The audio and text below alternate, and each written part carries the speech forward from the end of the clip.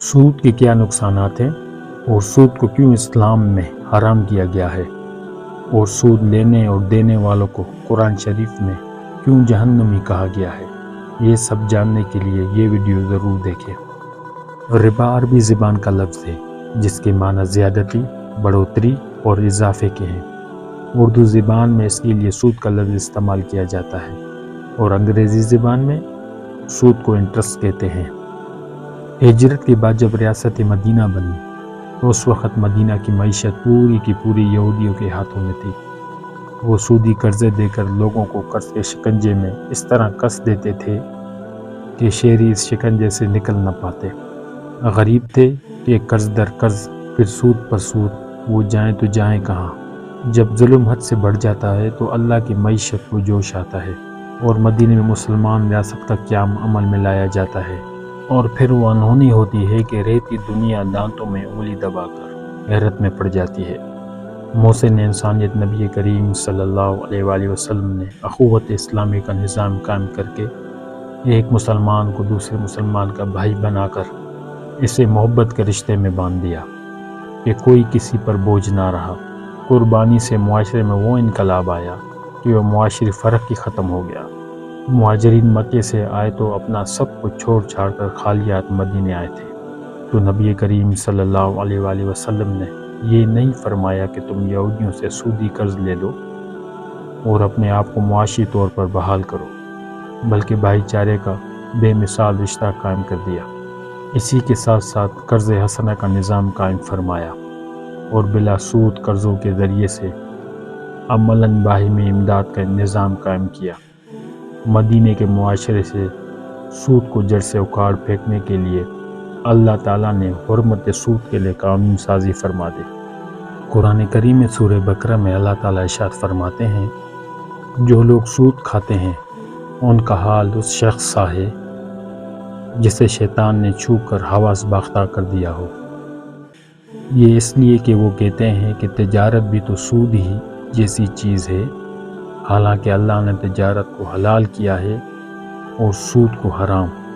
جس شخص کے پاس اس کے رب کی طرف سے نصیحت پہنچی اور وہ سود خوری سے باز آ گیا تو وہ کچھ پہلے کھا چکا سو کھا چکا، اس کا معاملہ اللہ کے سپرد۔ لیکن جو اس کلمے کے بعد پھر اس حرکت کا ارادہ کرے تو وہ جہنم میں ہے اور وہ اس میں ہمیشہ رہے گا۔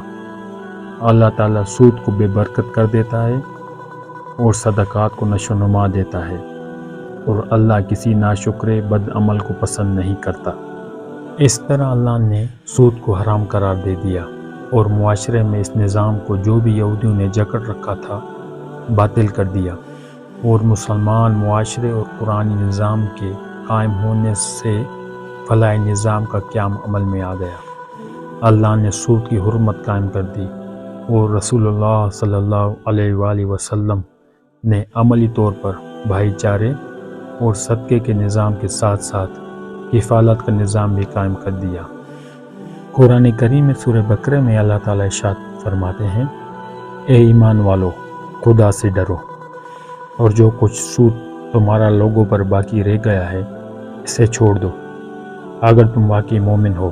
اگر تم نے ایسا نہ کیا تو اللہ اور اس کے رسول کی طرف سے تمہارے خلاف اعلان جنگ ہے۔ اگر تم توبہ کر لو تو تم اصل سرمایہ لینے کے حقدار ہو، نہ تم ظلم کرو نہ تم پر ظلم کیا جائے۔ تمہارا قرض دار اگر تنگ دست ہو تو اسے کشادگی کی حاصل ہونے تک مہلت دو، اور اگر تم صدقہ کر دو تو یہ تمہارے لیے زیادہ بہتر ہے۔ اگر تم سمجھو تو اس دن سے ڈرو جس دن تمہیں خدا کی طرف لوٹنا ہے، جہاں ہر شخص کو اس کے اعمال کا پورا بدلہ دیا جائے گا اور کسی کے ساتھ ناانصافی نہیں کی جائے گی۔ صحیح مسلم کی حدیث میں حضور اکرم صلی اللہ علیہ وسلم نے سود لینے، سود دینے والے، سودی حساب لکھنے والے اور سودی شہادت دینے والے سب پر لعنت فرمائی ہے۔ ایک اور حدیث صحیح بخاری و مسلم میں حضور اکرم صلی اللہ علیہ وسلم نے ارشاد فرمایا، 7 ہلاک کرنے والے گناہوں سے بچو۔ صحابہ کرام نے عرض کیا، یا رسول اللہ، وہ 7 بڑے گناہ کون سے ہیں جو انسان کو ہلاک کرنے والے ہیں؟ حضور اکرم صلی اللہ علیہ وسلم نے ارشاد فرمایا، شرک کرنا، جادو کرنا، کسی شخص کو ناحق قتل کرنا، سود کھانا، یتیم کے مال کو ہڑپنا اور میدان جنگ سے بھاگنا اور پاک دامن عورتوں پر تہمت لگانا۔ سود خوری معاشرے کے اقتصادی اعتدال کو تباہ کر دیتی ہے، کیونکہ اس کے ذریعے فقط ایک طبقہ فائدہ اٹھاتا ہے اور تمام تر اقتصادی نقصانات دوسرے طبقے کو برداشت کرنا پڑتے ہیں۔ سود خوری ایک قسم کا غیر صحیح مبادلہ ہے جو انسانی جذبوں اور رشتوں کو کمزور کر دیتا ہے اور دلوں میں کینے اور دشمنی کا بیج بو دیتا ہے۔ حقیقت یہ ہے کہ سود خوری کا نظام اس بنیاد پر استوار ہے کہ سود خور صرف اپنا مالی مفاد پیش نظر رکھتا ہے اور مقروض کے نقصان پر اس کی کوئی قطن نظر نہیں جاتی۔ اللہ ہم سب مسلمانوں کو سود جیسی لعنت سے محفوظ فرمائے، آمین۔